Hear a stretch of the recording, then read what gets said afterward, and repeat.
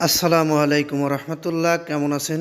আশা করি সকলেই ভালো আছেন। প্রিয় দেশবাসী, আমরা জ্বালানি তেল নিয়ে অনেক ঝামেলার মধ্যে দিন কাটাচ্ছি।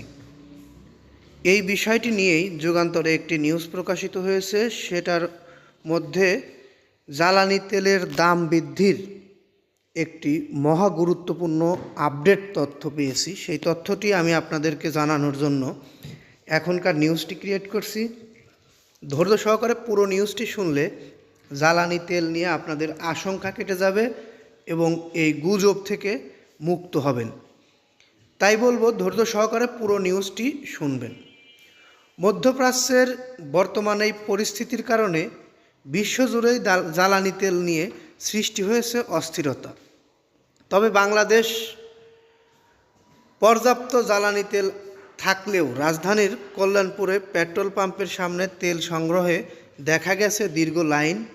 এটি আমরা যুগান্তর থেকে দেখেছি। এটি একটি সারসংক্ষেপ সেখানে তুলে ধরলাম। এখন আসেন নিউজের মূল অংশে।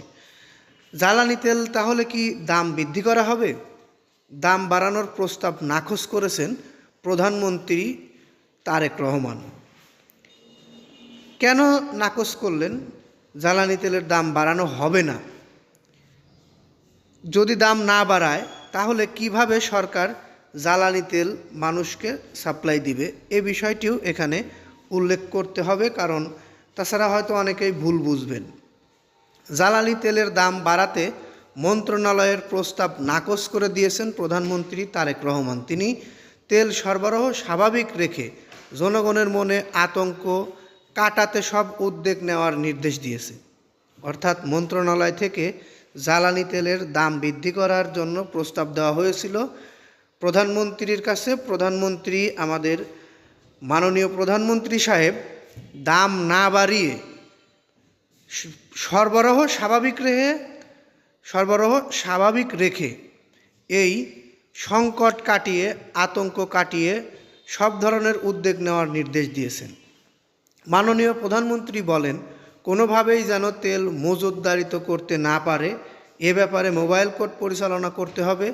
জ্বালানি তেল সরবরাহ পরিস্থিতি নিয়ে শনিবার দুপুরে প্রধানমন্ত্রী জ্বালানি তেলের বিষয়ে কিছু বিষয় আমরা জানতে পেরেছিলাম। সেখান থেকেই আমাদের এই তথ্যগুলো উঠে এসেছে। তবে আশা করছি আমরা বাংলাদেশে আপাতত জ্বালানি তেলের দাম বাড়ছে না। অতি দ্রুতই জ্বালানি তেল নিয়ে এই শঙ্কাও কেটে যাবে, স্বাভাবিক অবস্থায় ফিরবে। কিন্তু আমরা পার্শ্ববর্তী দেশগুলোতে দেখছি, যেমন পাকিস্তানের কথা আমরা বলতে পারি। সেখানে জ্বালানি তেলের দাম অলরেডি বৃদ্ধি করা হয়েছে। পাকিস্তানি রুপ্যতে 1 লিটারে 55 রুপি টাকা বৃদ্ধি করেছে।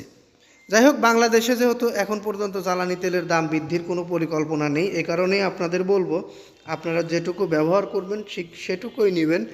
বাড়তি নিয়ে কেউ জমাবেন না বা স্টক করার চিন্তাভাবনা করে এই সংকট সৃষ্টি করবেন না। এই আশা ও প্রত্যাশা রেখে এখান থেকে বিদায় নেব।